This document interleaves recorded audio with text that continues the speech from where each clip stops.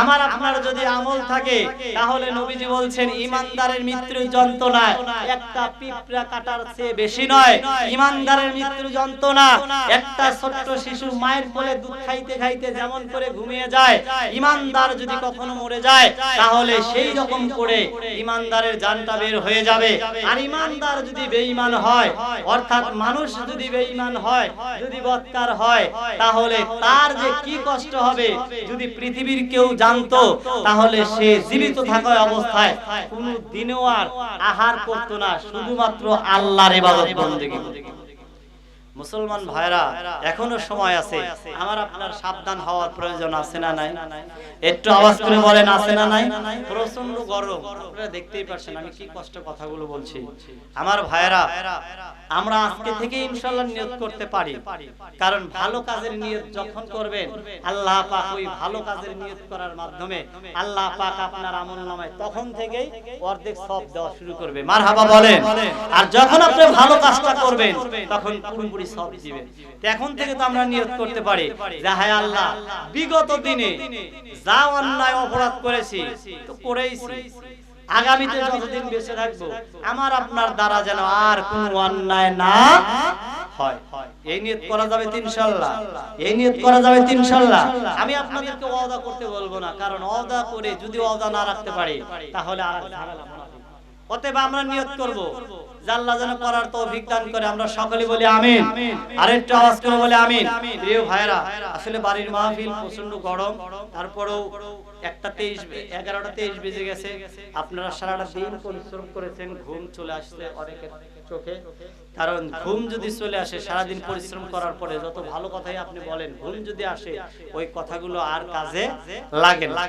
এর জন্য আল্লাহ পাক যতটুকু কথা বলার মতো তৌফিক আমাকে দিয়েছে, এর ভিতরে আমল করার মতো থাকলে ইনশাআল্লাহ আমল করবেন।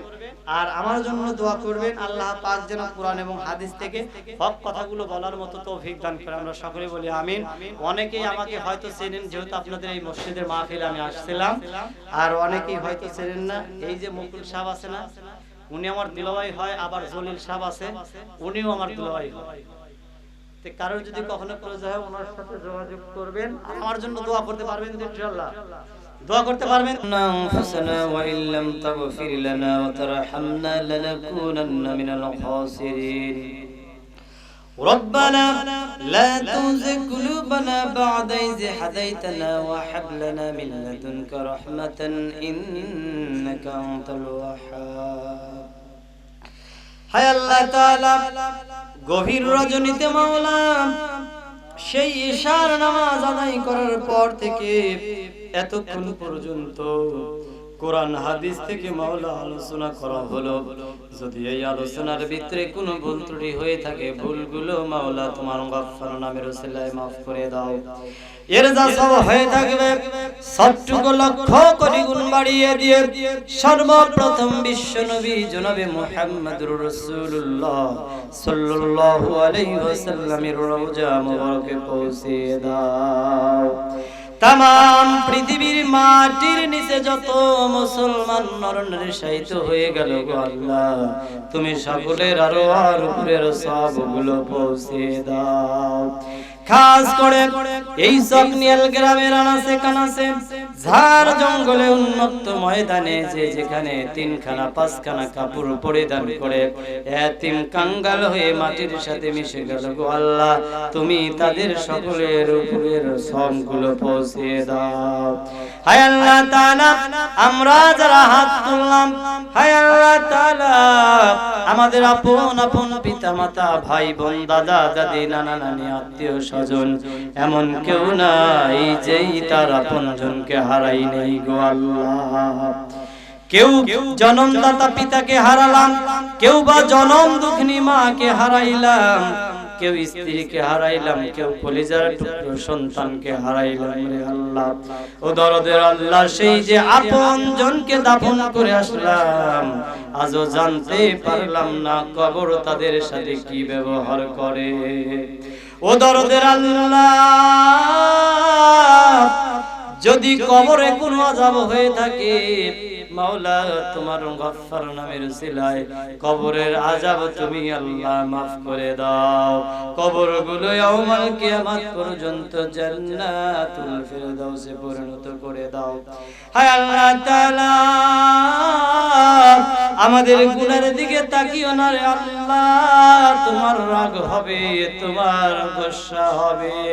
ও দরদের আল্লাহ তোমার রহমান এবং রহিম নামের দিকে তাকিয়ে, তোমার রহমতের সাগরের দিকে তাকিয়ে আমাদের তামাম জিন্দেগির গুনাহ তুমি আল্লাহ মাফ করে দাও। যতদিন বেঁচে থাকবো গো আল্লাহ ঈমান এবং আমলের উপরে বেঁচে থাকার মতো তৌফিক দান করে দাও। 5 ওয়াক্ত নামাজ যেন জামাতের সাথে আদায় করতে পারি সেই তৌফিক মাওলা তুমি আমাদের দান করে দাও। হায় আল্লাহ তাআলা কোন আশা নিয়ে কোন উদ্দেশ্য নিয়ে আজকে এই মাহফিলের আয়োজন করা হইল তোমার তো জানতে বাকি নাই রে আল্লাহ। ও দরদের আল্লাহ হোসাইনের আকিকা উদ্দেশ্য করে আজকের এই মাহফিলের আয়োজন করা হলো। ও দরদের আল্লাহ হোসাইনকে তুমি কবুল আর মঞ্জুর করে নাও, সকল বালা মুসিবত থেকে তুমি তাকে হেফাজত করো রে আল্লাহ।